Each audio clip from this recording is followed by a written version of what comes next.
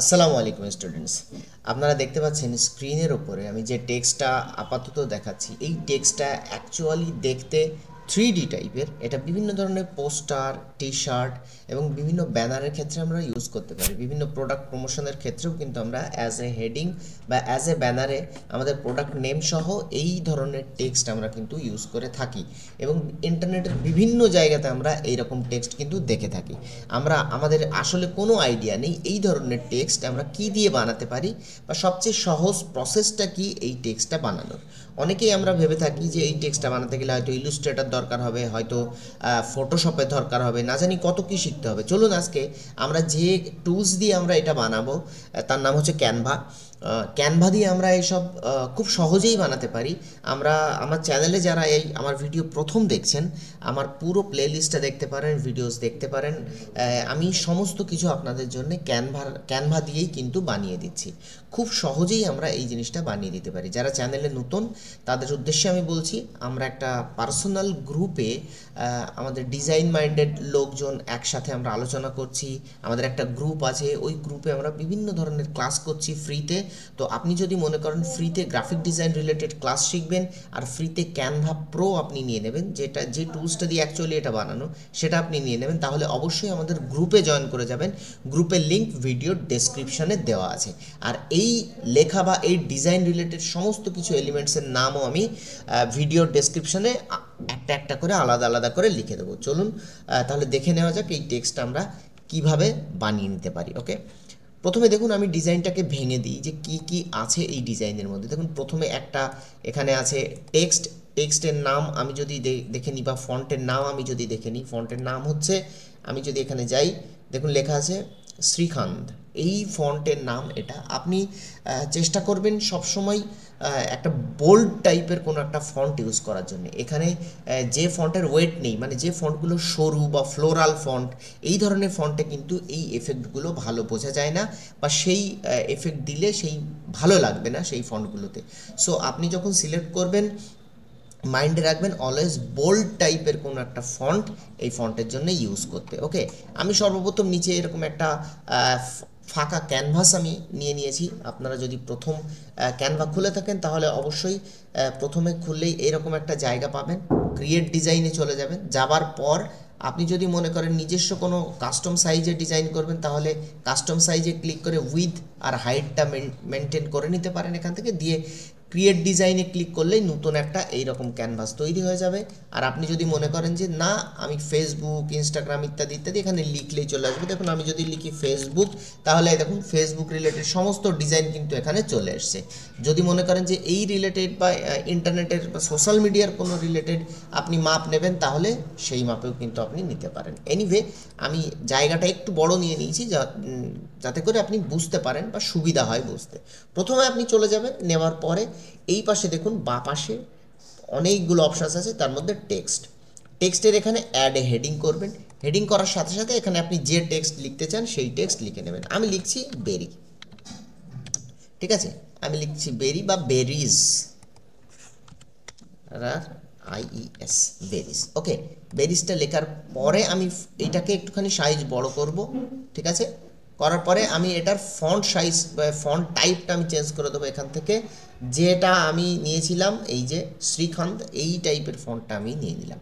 নেওয়ার পরে অলওয়েজ খেয়াল রাখবেন যে দুটো অক্ষরের মাঝখানে যেন গ্যাপ কম থাকে। তাহলে আমি কি করব, লেটার স্পেসিংটা কমিয়ে দেবো। দেখুন এখানে লেটার স্পেসিংটা কমিয়ে দেওয়ার সাথে সাথে দুটো অক্ষরের মাঝখানের গ্যাপ কিন্তু কমে গেছে। ওকে, দুটো অক্ষরের মাঝখানের গ্যাপ কমে গেছে। এই গ্যাপ কমে গেলে কি হয়, তাহলে এই যে স্ট্রোকটা গায়ে গায়ে লেগে আছে এটা দেখতে খুবই সুন্দর লাগে, ঠিক আছে। তাহলে আমরা কি করব, আর একটা দেখুন এর এই পিছন দিকে একটা লাল টাইপের একটা স্ট্রোক দেওয়া আছে। এটা কি করে নিতে হয়, এই ফন্টটাকে আমি কি করব, ফন্ট কালারটাকে সাদা করে দেব। ফন্ট কালার চেঞ্জ করার জন্য আপনি আগে লেখাটাকে সিলেক্ট করুন, করার পরে এই ওপরের দিকে অ্যাকশন বারে দেখুন এখানে এর নিচে একটা কালার আছে, এখানে ক্লিক করে এখান থেকে আপনি কী কালার করবেন, যে কোনো আপনার যে মন মতন কালার, যে কালারটা নিতে চান সেই কালারটা করে নেবেন। সরি, এটা আমি সাদা করে রাখছি। আর এই টেক্সটটা সাদা করার ফলে ব্যাকগ্রাউন্ড আর টেক্সটের কালারটা সেম হয়ে গেছে, তাই বোঝা যাচ্ছে না। আমি টেক্সটটাকে সিলেক্ট করেছি, ইফেক্টের মধ্যে চলে যাব। যাওয়ার পরে যে আউটলাইন বলে যে এফেক্টটা আছে এই এফেক্টটাতে ক্লিক করব। করার সাথে সাথে দেখুন বাইরের দিকে কালো কালারের একটা আউটলাইন চলে এসছে এবং এই যে কালার চেঞ্জের একটা অপশান দিয়েছে। আমি এখান থেকে কি করব, এই অপশানটাকে এই যে রেড, একটু ডিপ রেড কালারের করে দেবো, যেন বেরির কালারটা বা স্ট্রবেরির যে কালারটা হয় সেই কালারটা যেন এখানে আমি মেনটেন করতে চাইছি। আর থিকনেসটাকে আমি ফুল করে দেবো। দেখুন সেম টু সেম এই রকম এফেক্ট কিন্তু আমি পেয়ে গেছি। এখানে কালারটাকে আরেকটু সামান্য ডিপ করে দিচ্ছি, এই যে ডিপ করে দিয়েছি। ওকে, এখন আমার কাজ হচ্ছে এই সেম জিনিসটাকে ডুপ্লিকেট করলাম। করার পরে আমি এটাকে কি করব, এফেক্টটাতে গিয়ে আমি নান করে দেবো। দেখুন নান হয়ে গেল। আর এফেক্টটাতে গিয়ে এই যে হলো এফেক্টটা আছে, এই হলো এফেক্টটা অন করে দেওয়া। কি হলো কিছুই বুঝতে পারলাম না, আমি দেখিয়ে দিচ্ছি কি হলো। এখানে ব্যাকগ্রাউন্ডে ক্লিক করে কালারটাকে একটুখানি চেঞ্জ করে নিন। দেখুন এই রকম লেখা আপনাকে একটা তৈরি করে নিতে হবে। আপনি কি করবেন, এই লেখাটা তৈরি করবেন কিভাবে, লেখাটার আগে ব্যাকগ্রাউন্ডটাও চেঞ্জ করে নিতে পারেন অথবা পরেও ব্যাকগ্রাউন্ড চেঞ্জ করে নিতে পারেন। লেখাটাতে ক্লিক করে এফেক্টে যাবেন, যাওয়ার পরে যে হলো এফেক্টটাতে ক্লিক করলেই আপনার লেখাটা এরকম হয়ে যাবে। দেখুন আমি থিকনেস একদম পাতলাও করে দিতে পারি, আবার মোটাও করে দিতে পারি। আমি মোটামুটি একটা মেজারেবল জায়গায় রাখছি, যে যেন আমি এই মোটামুটি এইরকম একটা জায়গাতে আমি রাখছি। এখন কি হবে, এই পার্টটা আমার সেভ করে নিতে হবে। কোথায় সেভ করব, শেয়ারে চলে যাব, যাওয়ার পরে যে ডাউনলোড অপশান আছে ডাউনলোডে ক্লিক করব, করার পরে পিডিএফ আছে, এটাকে আমি কি করব, স্ক্রল করে পিএনজি করব। আর অবশ্যই ট্রান্সপারেন্ট ব্যাকগ্রাউন্ডটাকে টিক করব। এখানে ট্রান্সপারেন্ট ব্যাকগ্রাউন্ড যারা ফ্রি ভার্সন ইউজ করছেন তাদের কিন্তু ট্রান্সপারেন্ট ব্যাকগ্রাউন্ডটা কাজ করবে না। এটা একমাত্র প্রো অ্যাকাউন্টের ক্ষেত্রে, ক্যানভা প্রো যাদের কাছে আছে তারাই কিন্তু একমাত্র এই ট্রান্সপারেন্ট ব্যাকগ্রাউন্ডের এই অপশানসটা ইউজ করতে পারবেন। তো আপনার কাছে যদি এখনও পর্যন্ত প্রো না থেকে থাকে, আমাদের হোয়াটসঅ্যাপ গ্রুপে জয়েন করুন। আর ওখান থেকে একটা ফর্ম ফিল আপ করে, গ্রুপের ডেসক্রিপশনে একটা ফর্মের লিঙ্ক দেওয়া আছে, ওই লিঙ্কে ফর্ম ফিল আপ করে আমার কাছ থেকে নিয়ে নিন ক্যানভা প্রো একদম ফ্রিতে। একদম দেরি করবেন না, ভিডিওর ডেসক্রিপশন বক্সে আমি গ্রুপের লিঙ্ক দিয়ে দিয়েছি। ওকে, আমি কোন পেজটা সেভ করব, পেজ 3। তাহলে আমি এখান থেকে সিলেক্ট করে নেব পেজ 3, অনলি পেজ 3 সিলেক্ট করে নিলাম। দেখুন এই যে পেজ 3 সিলেক্ট করে নিলাম, ডান করে দিলাম। এখন ডাউনলোড করার ফলে এটা ট্রান্সপারেন্ট কেন করব, শুধু এই সাদা অংশটা আমি ডাউনলোড করব, এই ব্লু কালারও ডাউনলোড হবে না, কিচ্ছু নয়। দেখুন ডাউনলোড হয়ে গেছে।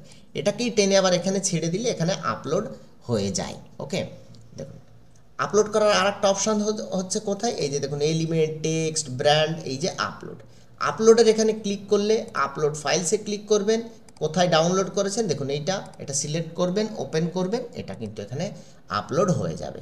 আপলোড হওয়ার পরে আপনি কি করবেন, আপলোড হওয়ার পরে এটাকে ক্লিক করবেন।